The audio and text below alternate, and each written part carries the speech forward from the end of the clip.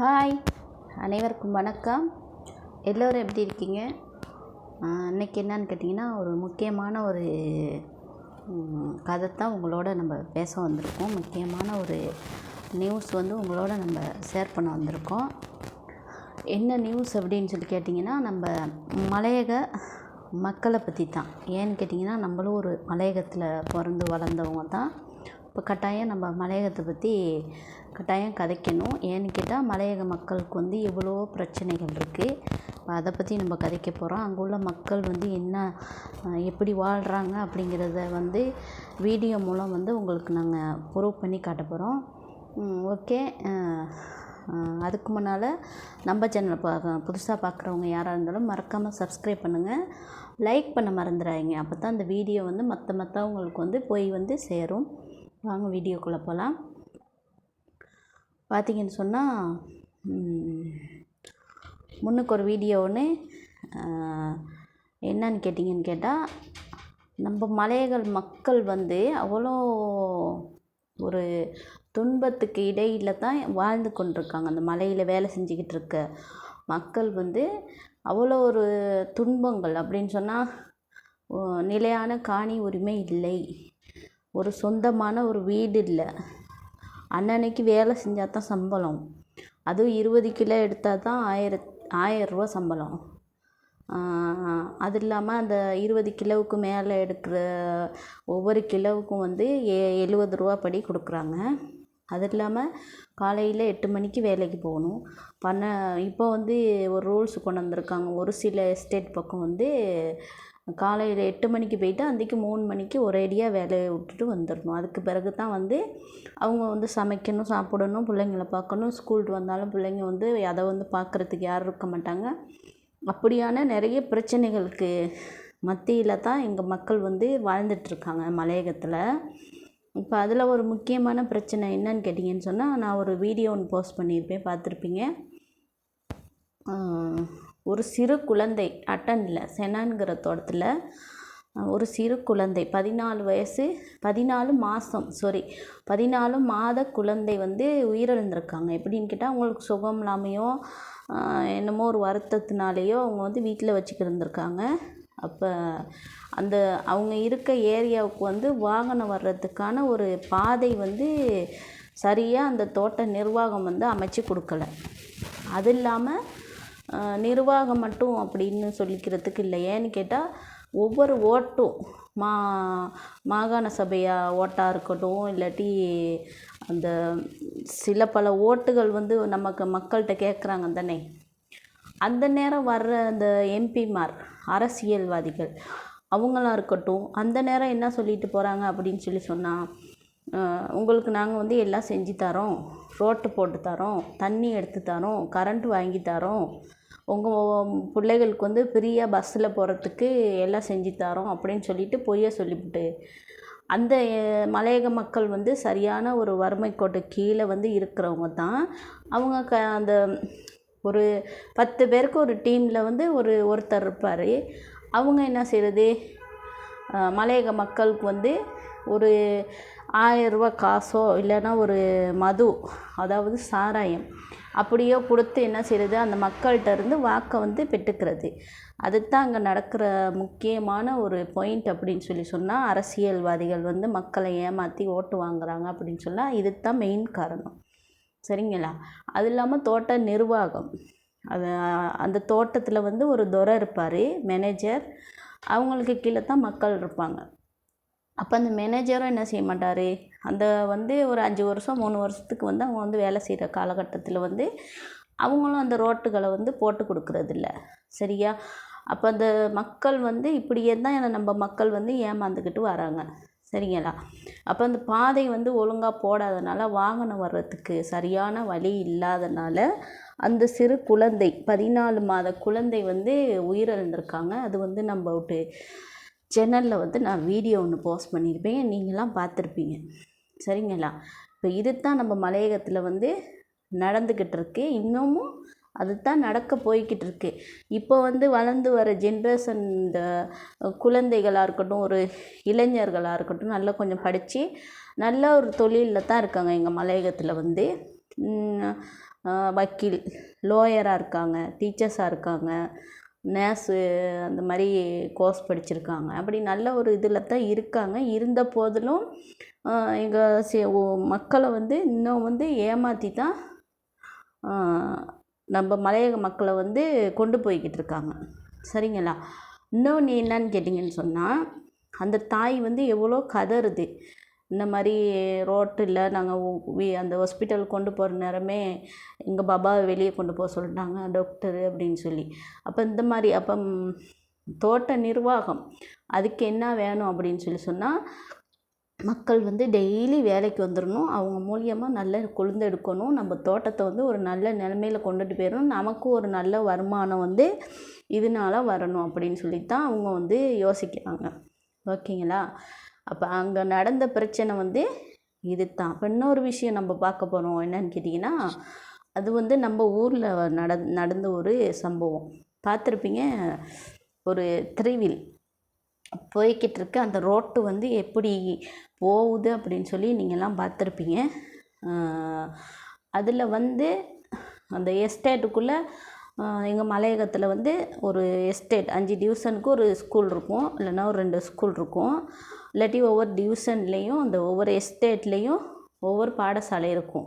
1லேருந்து 5ஆம் தரத்து வரைக்கும் ஒரு ஸ்கூல் இருக்கும். அப்படி இல்லைன்னா 1லேருந்து 6 வரைக்கும் இருக்கும். அப்படி இல்லைன்னா 1லேருந்து 9 வரைக்கும் இருக்கும். இல்லாட்டி 1லேருந்து 11 வரைக்கும் இருக்கும்.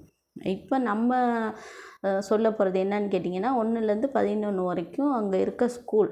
அந்த ஸ்கூலில் வந்து நடந்து வர பிள்ளைங்க, மாணவர்கள் காலையில் 6 மணி 6:30க்கு கிளாஸுக்கு வருங்க, 7:30க்கு ஸ்கூலுக்கு வருங்க.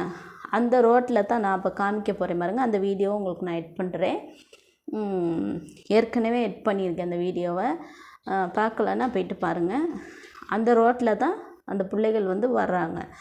அப்போ அந்த பிள்ளைங்கள் வந்து காலையில் நேரத்தில் சரியான இப்போ மழை, அந்த நேரத்தில் ஒரு விழுந்துருச்சுன்னா, ஒரு உடுப்பு ஊத்தையாக போயிடுச்சின்னு சொன்னால் திருப்பி வந்து வீட்டுக்கு போக இயலாது. ஏன்னு சொன்னால் நிறைய தூரம் அதிலேருந்து. அப்போ அப்படி தான் அங்கே உள்ளவங்களும் இருக்கிறாங்க. இப்போ இங்கே அரசியல் அந்த ஓட்டு போட வர்றவங்க என்னன்னு சொன்னால், நான் அங்கேருந்து உங்களுக்கு அங்கே வரைக்கும் ரோட்டு போட்டு தரேன், எனக்கு ஓட்டு போடுங்கன்னோன்னே எங்கள் மக்கள் வந்து சரி உங்கள் உண்மைக்கு சொல்லி கொடுப்பாங்க அப்படின்னு சொல்லி பாசத்துக்கு அடிமையானவர்கள் தான் இந்த மலையக மக்கள். யார் என்ன சொன்னாலும் தலையாட்டிடுவாங்க. அப்போ அப்படியா நிலமையில் சரி அப்படின்னு சொல்லி சொன்னோன்னைக்கு இவங்க என்ன செய்யுது, ஓட்டை போட்டுறது. அவங்க வாங்கிட்டு அவங்க பெரிய ஒரு இடத்துல போய்ட்டு உட்காந்துக்க வேண்டியது. இங்கே உள்ள மக்கள், பிள்ளைகள், சுகமில்லாதவங்க, வயசு போனவங்க எல்லாம் அந்த ரோட்டில் போக இயலுமான்னு சொல்லி தெரியலை. இது வந்து பெருசாக ஒரு ஆபத்து வந்த பிறகு தான் எதையுமே செய்வாங்க. அது இல்லாமல் பார்த்திங்கன்னு சொன்னால், அந்த வீடியோ உங்களுக்கு எட் பண்ணுறேன் பாருங்கள். இது ஒரு பெரிய வீடியோவாக தான் இருக்கும். கட்டாயம் ஃபுல்லாக பார்த்துட்டு சப்போர்ட் பண்ணுங்கள், நிறைய பேருக்கு ஷேர் பண்ணுங்கள். ஓகேவா? பார்த்திங்கன்னு சொன்னால் இன்னொரு வீடியோ ஒன்று, அதில் பார்த்திங்கன்னு சொன்னால் அந்த தோட்டத்தில் இருக்க அரசியல் வாதிகளோட கனெக்ஷனில் இருக்க ஒரு நபர் வந்து அங்கே இந்த இறந்த பிறகு புதைக்கிற இடம் இருக்கும் தானே, அந்த இடத்த வந்து சுற்றி பிடிச்சிக்கிட்டு அதுக்கான ஒரு கடிதம், அதாவது ஒரு லீடு வாங்கி வச்சுருக்காராம். இது வந்து எனக்கு சொந்தமானது அப்படின்னு சொல்லி. ஏன்னு கேட்டால் அவர் வந்து அரசியல்வாதிகளோட வந்து சப்போர்ட்டாக இருக்கனால அப்படி. அப்போ இறந்தால் அந்த மக்களை கொண்டு போய் எங்கே புதைப்பாங்க? அப்போ இதை நீங்கள் தான் சொல்லணும்.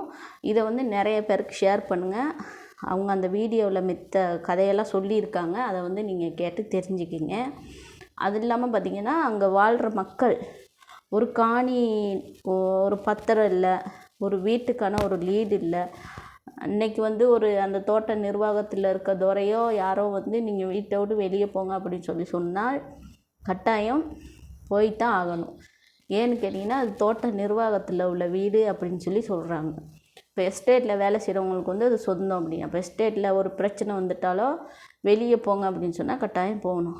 நிரந்தரமான ஒரு வீடு இல்லை, கட்டி கொடுப்பாங்க. ஒரு எஸ்டேட்டுக்கு ஒரு 5 வீடு, ஒரு 10 வீடு அப்படி கட்டி கொடுப்பாங்க, மற்றமெல்லாம் கட்ட மாட்டாங்க. அது அப்படியே தான் இருக்கும். அந்த அது அரசியல்வாதிகள் வந்து எப்படி அதை டீல் பண்ணி எப்படி அதுக்கான சல்லியெல்லாம் பெற்று மக்களை ஏமாத்துறாங்களா ஏமாத்தலையா அப்படின்னு சொல்லி எங்களுக்கு உண்மையாக தெரியாது. இதெல்லாம் நடக்கிறது வந்து பார்த்திங்கன்னா எட்டனில் தான் கூட. சரிங்களா? அப்போ அதனால் இதை முடிஞ்ச வரைக்கும் ஷேர் பண்ணுங்கள். இது என்ன இதுக்கான தீர்வு வந்து நம்ம அரசாங்கம் தான் நமக்கு வந்து இதை வந்து சொல்லணும். அதில் இது அரசாங்கத்தில் இருக்க நம்ம புதிய ஜனாதிபதி அனுரகுமார் துங்க அவர்களுக்கு போயிட்டு சேரும் வரைக்கும் இந்த வீடியோ வந்து ஷேர் பண்ணுங்கள். ஏன்னு கேட்டால் இதுக்கு தான் மலையகத்தில் நடக்கிற ஒரு உண்மையான ஒரு நிலை. சரிங்களா? அப்போ அதனால் அந்த வீடியோக்களையும் நான் எட் பண்ணுறேன், பார்த்துட்டு கட்டாயம் அதுக்கு பதில் என்ன செய்கிறது அப்படின்னு சொல்லி கமெண்ட் பாக்ஸில் கமெண்ட் பண்ணுங்கள். மீண்டும் ஒரு வீடியோவில் சந்திப்போம். பாய், நன்றி, வணக்கம். இங்கே வந்து ஒரு பொதுமக்களுடைய மிகப்பெரிய ஒரு பிரச்சனை இருக்குது. என்னன்னா, இங்கே வந்து சில மலையக அரசியல்வாதிகளுடைய சில உள்பூசல்கள், அவங்களுடைய தலையீட்டுனால ஒரு தனிநபர் வந்து இந்த கிராமத்தினுடைய பொது இடங்களை வந்து அரசாங்கத்தினுடைய ஒத்துழைப்போட ஆக்கிரமிச்சிருக்கார். அவர் வந்து இந்த கிராமத்திலே வசிக்கின்ற ஒரு தொழிலதிபர். இந்த கிராமத்தினுடைய மக்களுடைய இறுதி கிரியைகள், அதாவது இறந்த பிறகு அவங்களை கொண்டு போய் நல்லடக்கம் செய்யக்கூடிய அந்த ஒரு பிரதேசம் இருக்கு. அந்த பிரதேசத்தையும் அந்த தனிநபர் வந்து அரசாங்கத்தினுடைய ஒத்துழைப்போட ஒப்பு வாங்கியிருக்காரு அந்த இடத்துக்கு. அது மாத்திரமல்லாம அவருடைய முக்கியமான தொழில் வியாபாரம் வந்து மணல் அகழ்வு செய்யறது. அப்ப அந்த மணல் அகழ்வு செய்யறதுக்கும் அவர் வந்து இதுக்கு வந்து பெர்மிட் எல்லாம் வாங்கி தான் செய்யறாரு. அது வந்து கவர்மெண்ட் தான் அந்த பெர்மிட்டை கொடுத்துருக்கு. அது இல்லாம இந்த மகாவலி கங்கை ஆற்றிலே வந்து மணல் அகழ்வுகளை மேற்கொள்றாரு. இதுக்கும் அந்த அரசாங்கம் தான் அவருக்கான அனுமதியை கொடுத்துருக்கு. இது எப்படி நடக்குது, ஏன் நடந்துச்சு? அதாவது மகாவலி கங்கையில வந்து மணல் அகழ்வுகளோ மாணிக்கல் அகழ்வுகளோ செய்யக்கூடாது. இது வந்து அரசாங்கத்தினுடைய முரணான ஒரு விஷயம். ஆனா அரசாங்கம் தான் இதுக்கான அவருக்கான அனுமதியை கொடுத்துருக்கு. அது மாத்திரமல்லாமல் எங்களுடைய இந்த தோட்டத்திலே இருக்கின்ற மக்களுடைய அந்த சொத்து, அதாவது எங்களுடைய மக்களுடைய இறுதி கிரியைகள் முடிச்சு ஒரு இறந்த பிறகு அவரை கொண்டு போய் அந்த நல்லடக்கம் செய்ய வேண்டிய அந்த இடத்தையும் அவர் வந்து அரசாங்கத்தினுடைய அனுமதியோட சில கட்சிகளுடைய அரசியல்வாதிகளுடைய ஒத்துழைப்போட அந்த இடத்துக்கான அனுமதியை அவர் வாங்கியிருக்காரு. இது எப்படி நடக்க போனுச்சு? ஆனா இன்னைக்கு இந்த நிமிஷம் வந்து எங்களுடைய மக்கள் வந்து ரோட்ல இறங்கி இந்த போராட்டத்துல மேற்கொள்றாங்க. கடந்த 2 வருட காலமா இதற்கான தீர்வுகளே கிடைக்காம, இதுக்கான தீர்வுகள் யாரு கொடுப்பாங்கிறது தெரியாம பார்த்து கொண்டு இருக்கிறாங்க. அது மாத்திரம் இல்லாம நேற்றைய தினம் வந்து இந்த தொழிற்சங்கம், அதாவது இந்த எஸ்டேட்டுக்கு சொந்தமான ஒரு ஸ்டாஃப் குவார்டர்ஸ் அவர் உடைச்சி அதை ஆக்கிரமிச்சு செஞ்சிருக்காரு. இதற்கான வழக்கு பதிவுகள் மேற்கொள்ளப்பட்டிருக்கு. அது மாத்திரம் இல்லாமல் அவர் இந்த முறை பிரதேச சபை தேர்தலில் போட்டியிட்டவர், அவர் தோல்வியை கண்டாரு. அது மாத்திரம் இல்லாமல் இந்த பிரதேசத்திலேயே ஒரு பிரதேச சபை உறுப்பினரும் இருக்காரு. இதுக்கு முன்னால வந்து ஒரு தேர்தல் களத்துல போட்டிட்டு வெற்றி பெற்று இந்த பிரதேசத்திலே இந்த ஊர்லயே ஒரு பிரதேச சபை உறுப்பினர் இருக்காரு. அவரும் இந்த விஷயங்களை கண்டுகொள்ற மாதிரி இல்லை. ஆகவே மக்கள் வாக்களிக்கிற உரிமை எங்களுக்கு இருக்கு. மக்கள் வந்து தேயிலை தோட்டங்கள்ல தொழில் புரிஞ்சு இலங்கையினுடைய பொருளாதாரத்தை முதுகெலும்பா இருக்காங்க. இதை எல்லாத்தையுமே தாண்டி அரசியல்வாதிகள் வந்து இந்த மக்களுடைய வாக்கு வேட்டையை மட்டும்தான் எடுத்துக்கிறாங்களே ஒழிய இதற்கான தீர்வுகளும் இதற்கான செயல் திட்டம், அதாவது இதற்கான முடிவுகளை யாரும் பெற்றுக் கொடுக்கிற மாதிரி இல்லை. ஆகவே இது கட்டாயம் வன்மையாக கண்டிக்கப்பட வேண்டிய விடயம். அரசாங்கம் இதற்கான சரியான தீர்வுகளை இந்த மக்களுக்கு வழங்கணும்னு சொல்லி நான் இந்த வீடியோவை கட்டாயம் ஷேர் பண்ணுங்க, இல்ல வர்றதெல்லாம் பாருங்க. இதை வந்து ஜனாதிபதி செயலகத்துக்கு சென்றடையும் வரை பகிர்ந்து கொள்ளுங்கன்னு நான் கேட்போம்.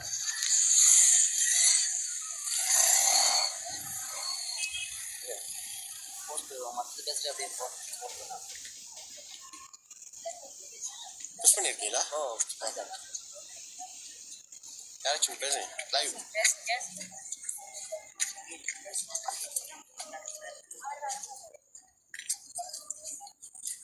எங்கள் எஸ்டேட்டில் எங்களுக்கு நடக்கக்கூடியது என்னவென்றால், எங்களுக்கு மிக முக்கியமான இது மையானம் ஒன்று இல்லாதனால் எங்களுக்கு ரொம்பவுமே இதாக இருக்குது. எங்களுக்கு அது கிடைக்கவே மாட்டேங்குது. என்னன்னு கேட்டால், நிறைய நாள் நாங்கள் போராட்டம் செய்து கொண்டே இருக்கிறோம். எங்களுக்கு அது கிடைக்காமே இருக்குது. மிச்ச கவலை. நாங்கள் வேலையை இழந்து எங்கள் எஸ்டேட்டால் 14 பேர் அங்கே போயிட்டு இருந்தாங்க. எங்களுக்கு அதுக்கு ஒரு தீர்வே இல்லாமல் இருக்குது.